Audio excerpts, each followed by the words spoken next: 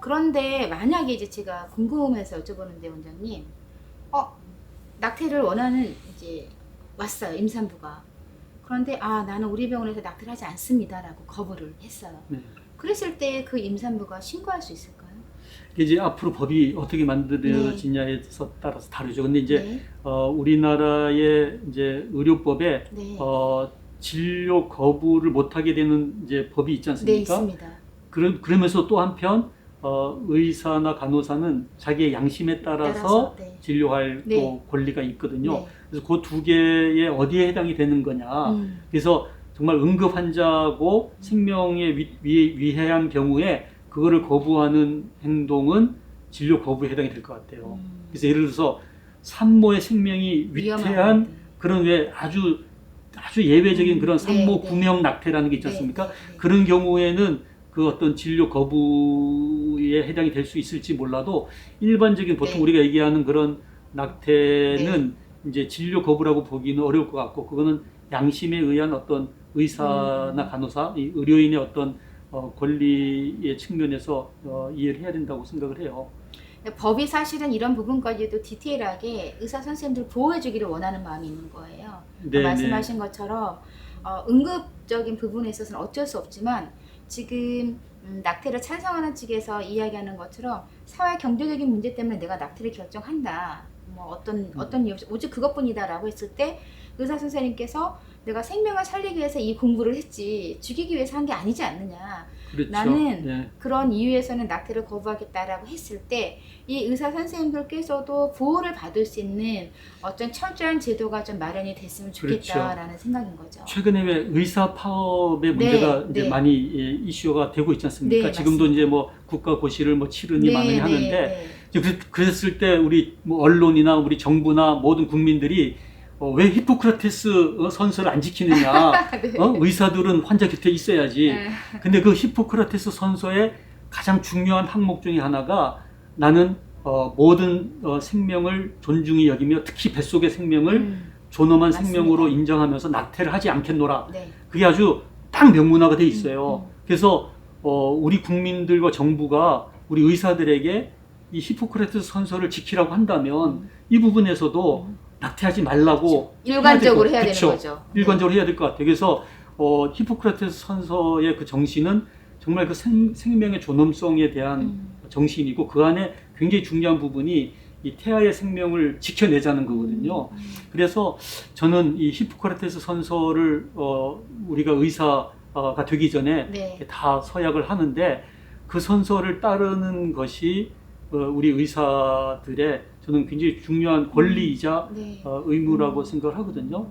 그런 면에서 이것은 정말 보장해야 될 그거는 권리라고 생각을 합니다. 그래서 저는 어떤 면에서 우리나라가 아무도 낙태할 의사가 없는 거야.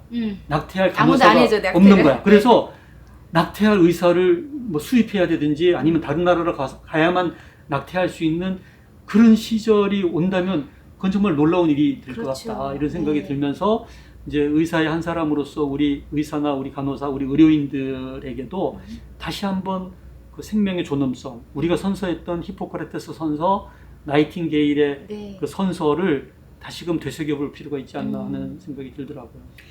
제가 이제 교육 현장에서 특히 청년들 대상으로 이렇게 성교육을 할 때 낙태에 대해서 꼭 언론을 합니다, 원장님. 그래서 낙태는 한 생명을 죽이는 살인이다라고 이야기를 하면은요, 항상 그 교육 현장에서 그때 딱 얼굴빛이 달라지는 청년들이 있어요.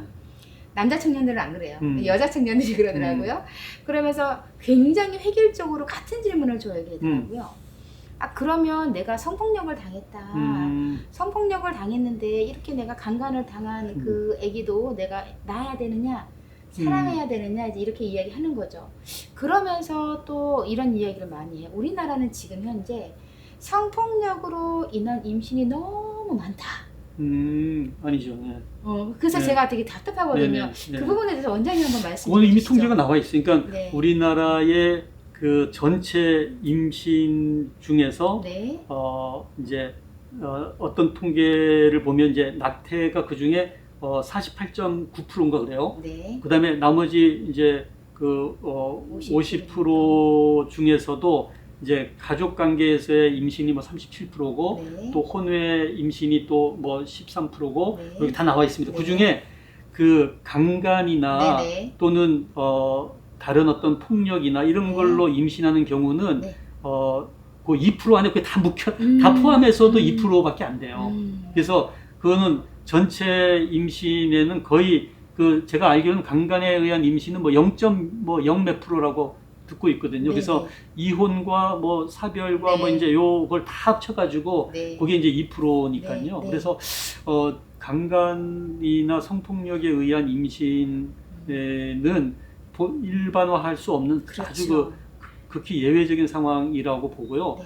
이제 그럼에도 불구하고 이제 강간으로 인해서 임신된 그 태아는 실은 가해자가 아니잖아요. 그렇죠. 가해자는 맞습니다. 정말 따로 있기 때문에 그렇죠. 저희가 지금 주장하는 것도 어떻게든지 그 정액을 배설한 남자를 유전자 검사를 해서라도 끝까지 추적해서 그 남성에게 책임을 물어야 된다는 네. 거거든요. 네. 이제 실은 육아의 책임도 물어야 되지만 행여 낙태를 할 수밖에 없는 상황에서는 그 낙태죄에 대한 책임도 그 남자에게 오히려 더 물어야지 네. 네. 여성에게만 책임을 물을 수는 없다고 생각을 하거든요. 그래서 이 남성 책임법, 소위 그 생부에 대한 책임을 강화시키는 법이 이제 필요하다고 보는 거죠. 네. 제가 이제 몇 년 됐습니다만은 이제 라디오 방송에 네. 낙태에 대한 이제 프로그램이 있었어요. 네, 네. 그래서 낙태에 대해서 이제 쭉 설명을 하고 네. 이제 강간도 그 태아가 무슨 죄가 있느냐, 그 가해자에 대해서는 강력하게 처벌을 해야 되지만 그 태아를 죽인다고 그 죄가 어떤 보상이 되는 게 아닌데 그 태아는 어떻게든지 우리가 제3의 어떤 입양 시설을 위해 보내더라도 살려야 되지 않느냐 이런 얘기를 했었는데 네. 전화가 온 거예요. 상담 전화가. 그러면서 그 당신의 여동생이나 당신의 딸이 그런 상황에서도 같은 얘기를 하실 겁니까? 그런데 제가 다 할 말이 없더라고요. 정말 내가 그 상황에서 과연 어떻게 할 것인가. 정말 정적이 흐르는 거예요. 그게 뭐 30초가 지났는지 1분이 지났는지 막 바깥에서 PD는 무슨 얘기라도 하라는 건데 네.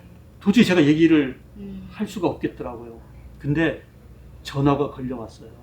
근데 그 전화 2통의 전화가 걸려왔는데 두 분 다 강간으로 임신한 아이를 키우셔서 그 첫 번째 전화하신 분은 그 따님이 음악대학을 들어가서 네.